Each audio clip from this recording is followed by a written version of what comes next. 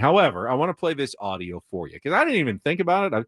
We were listening to the whole press conference, and I dismissed it at the time. But Chris Rose doing what is the podcast now? He changed the name, or is it still the Rose Rotation? Or as far as I don't know, it's something else. Part of John Boy Network. It's part of this John Boy Network. So he suggested that Jackson Merrill may have inadvertently and taken a shot at Juan Soto during his contract extension news conference. This is Chris Rosen. Who's with him?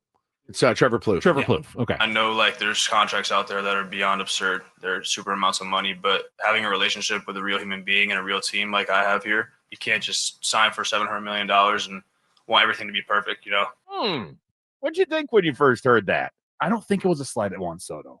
I don't, because he wasn't even there when he signed his extension. He got traded from San Diego. He didn't leave San Diego, or he didn't sign away from San Diego. Do you know what I mean? He specifically said $700 million. Shohei signed for $700.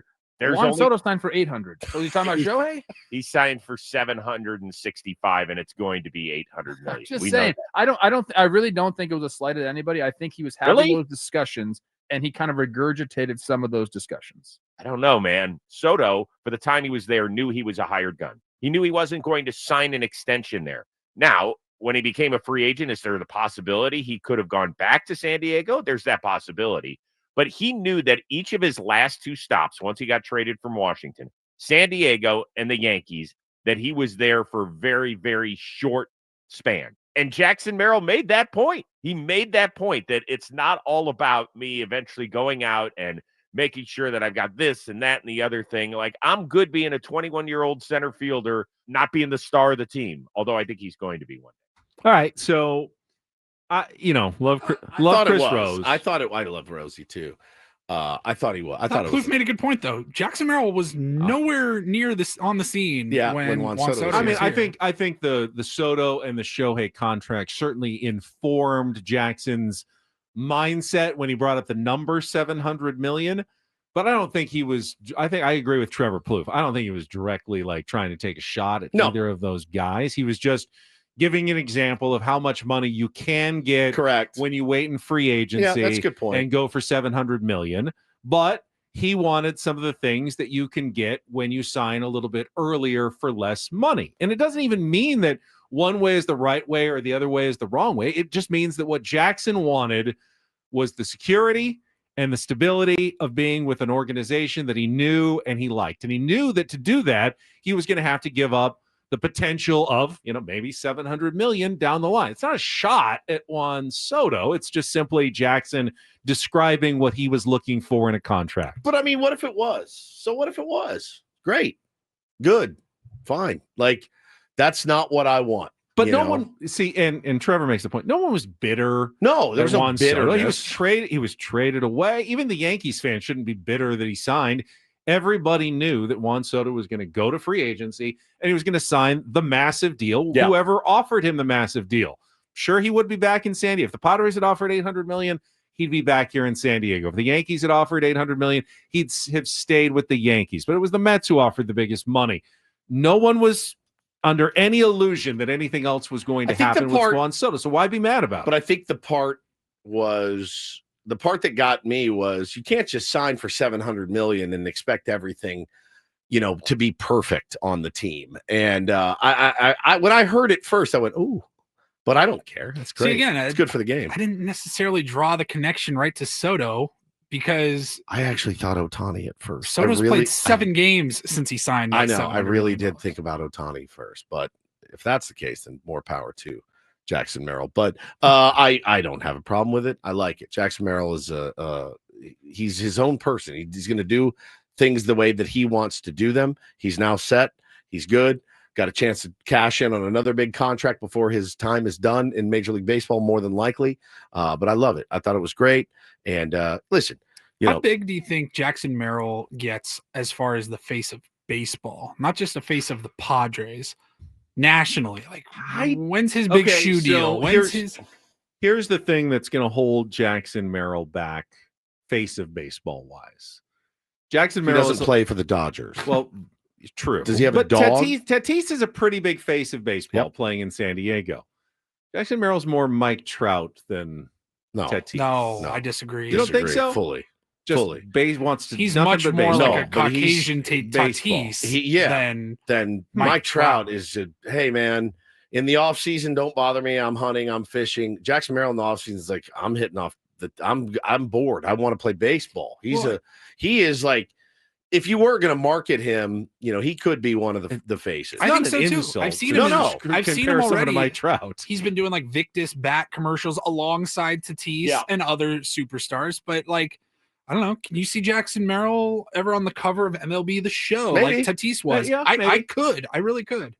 Yeah, Mike Trout was too. I mean, it's not an insult to compare someone to Mike Trout. It kind of is. Kind of. But I just don't think Jackson really cares that much about the trappings. No, I don't think he does of being a baseball player.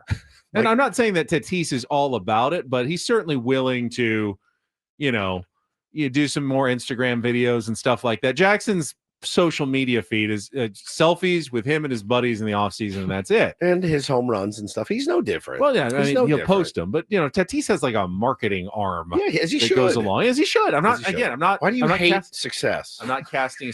How did I end up somehow insulting both Jackson Merrill and Fernando Tatis Jr. in this conversation? I don't know. Boy, I hope this doesn't get back to them. Jeez, but they're going to be welcome to that clubhouse.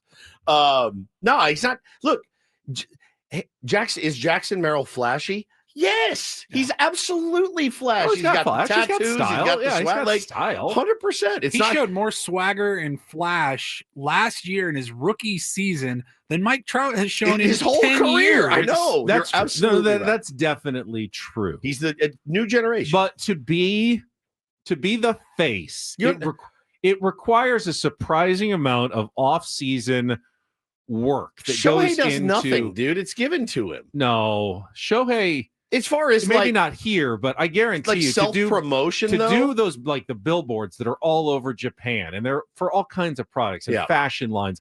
He probably has to spend weeks in going into studios and shoots and modeling sessions with makeup artists. And all right, we're going to do this 17 different ways with different lighting. And I don't necessarily see Jackson Merrill wanting to do that in the offseason. And that's good. Shohei has done one commercial here. The New Balance commercials. The one here, you see not all the much. time. But that's what I'm talking about. In Japan, it's insane. Well, we agree. Jackson Merrill is not going to be the face of baseball in Japan moving forward. That I think we can all agree on. He could, but probably not happening. It's, they had the post yesterday. Somebody has been tracking how many posts Major League Baseball's made about which which team. The Dodgers far exceeding it. The Yankees number 2. The Padres are actually number 3 in that. So that's the biggest surprise. Not that the Dodgers had the most, right? Right. No, that's all right. Dodgers and Yankees 1 and 2. Let me just revise my statement. Jackson Merrill absolutely has the potential to be a face, style to be the face of baseball. There's not just Does one he have face, the desire to do what it takes off the diamond to do that. Right. When I asked, I said a face. I think he's one of the Ellie De La Cruz is a face. Right. Paul Skeens is a face. Fernando Tatis Jr. is a face.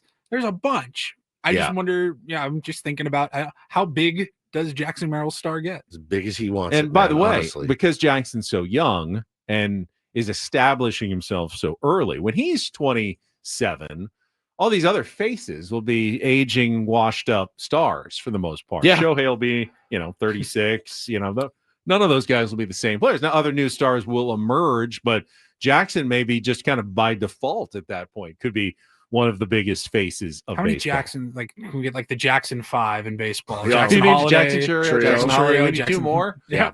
Create the Jackson we can 5. make that happen. I've seen people in the chat. They're comparing less Mike Trout, more Bryce Harper for Jackson Merrill. And I can kind of see that. Yeah, I can see that one a little bit. Let's change Leo DeVries' name to Jackson DeVries and Jackson Salas. And then we have three-fifths of the Jackson 5. Yeah, so you've amended your statement. I agree. But and Maggie nails it. Merrill is embracing the city and fan base like Harper does. Yeah, you have to. The Bryce Harper comparison's a good one. It's a good one. Yeah. Really good one. Well done, Tier 1s.